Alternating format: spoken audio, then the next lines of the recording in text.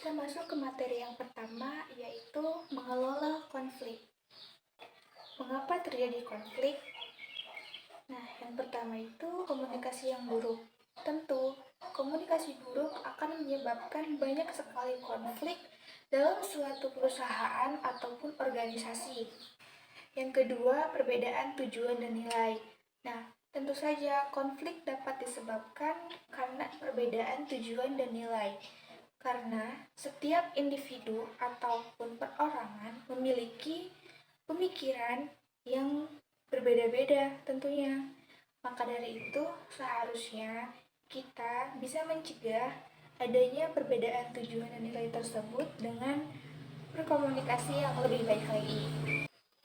Yang ketiga adalah sumber daya terbatas. Keterbatasan sumber daya tentu menjadi acuan terjadinya konflik muncul, apalagi sumber daya tersebut langka dan jarang ditemui. Ketidaksetaraan kekuasaan. Orang yang tidak memiliki kekuasaan akan merasa terpinggirkan, dan itu juga dapat menyebabkan adanya konflik. Strategi mengelola konflik. Yang pertama, komitmen untuk bekerja sama. Yang kedua, siap terbuka dan empati. Yang ketiga, menjaga integritas individu. Yang keempat, menjaga emosi. Yang kelima, berpikir positif. Dan yang terakhir, menyepakati solusi bersama. Konflik dalam organisasi. Nah, tentu saja di dalam organisasi pasti akan terjadi konflik. Di antaranya ada yang pertama, ada konflik antar pribadi, di mana konflik ini biasanya terjadi karena masalah personal atau antar pribadi. Yang kedua, konflik tim. Konflik ini biasanya terjadi antara anggota tim, di mana biasanya disebabkan oleh perbedaan pendapat dan perbedaan pemikiran. Yang ketiga ada konflik hierarki. Biasanya konflik ini terjadi karena ketidakcocokan antar individu di dalam sebuah tim. Apakah konflik selalu negatif? Tentu saja, konflik tidak selalu berbentuk negatif. Pasti di dalam konflik ada pro dan kontra yang pastinya tidak melulu berarah kepada yang negatif.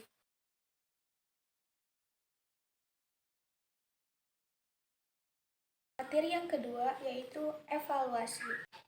Evaluasi adalah proses sistematis untuk menentukan nilai dan memberikan interpretasi tentang suatu objek atau peristiwa berdasarkan kriteria yang ditetapkan. Nah, di sini ada fungsi evaluasi. Yang pertama itu menilai kinerja. Evaluasi digunakan untuk menilai kinerja individu, kelompok, atau organisasi untuk memberikan umpan balik konstruktif. Nah, yang kedua yaitu melakukan perbaikan, di mana evaluasi ini dapat membantu mengidentifikasikan kelemahan dan potensi perbaikan, sehingga dapat meningkatkan efektivitas dan efisiensi aktivitas atau program tertentu. Tujuan evaluasi yang pertama ada peningkatan kualitas. Tujuan evaluasi adalah untuk mengevaluasi dan memastikan kualitas hasil atau produk dari sebuah kegiatan atau program tertentu. Yang kedua ada perbaikan berkelanjutan.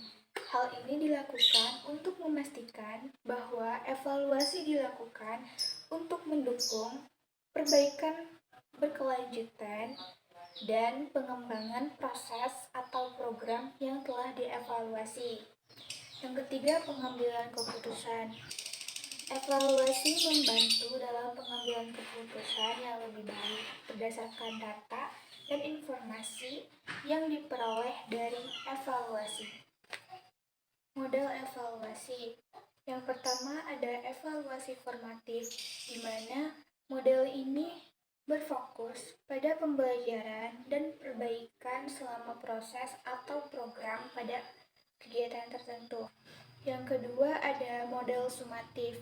Model ini lebih difokuskan lagi pada proses akhir suatu kegiatan atau program tertentu.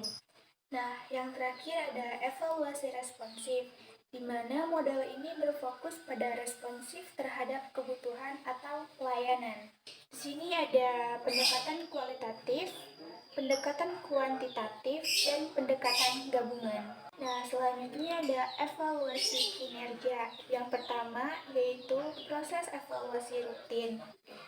Proses ini dilakukan untuk mengevaluasi sejauh mana pekerjaan individu atau tim dalam mencapai tujuan dan standar kinerja yang telah ditetapkan. Yang kedua ada umpan balik konstruktif, di mana evaluasi ini dilakukan untuk memberikan kesempatan terhadap individu atau tim untuk memberikan umpan balik kepada perusahaan atau organisasi.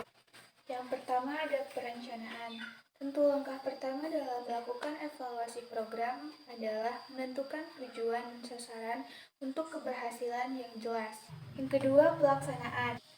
Evaluasi program melibatkan pemantauan dan pengumpulan data pada seluruh tahapan. Yang ketiga ada pelaporan. Hasil evaluasi program disampaikan dalam bentuk laporan yang memberikan insight untuk perbaikan pelaksanaan kegiatan atau program lainnya ke depan. Manfaat evaluasi yang ke-1 ada peningkatan kualitas, yang kedua, dan yang terakhir peningkatan kinerja. Adapun tantangan dalam proses evaluasi yang pertama, keterbatasan data, yang kedua, keterbatasan sumber daya, dan yang terakhir, resistensi terhadap perubahan.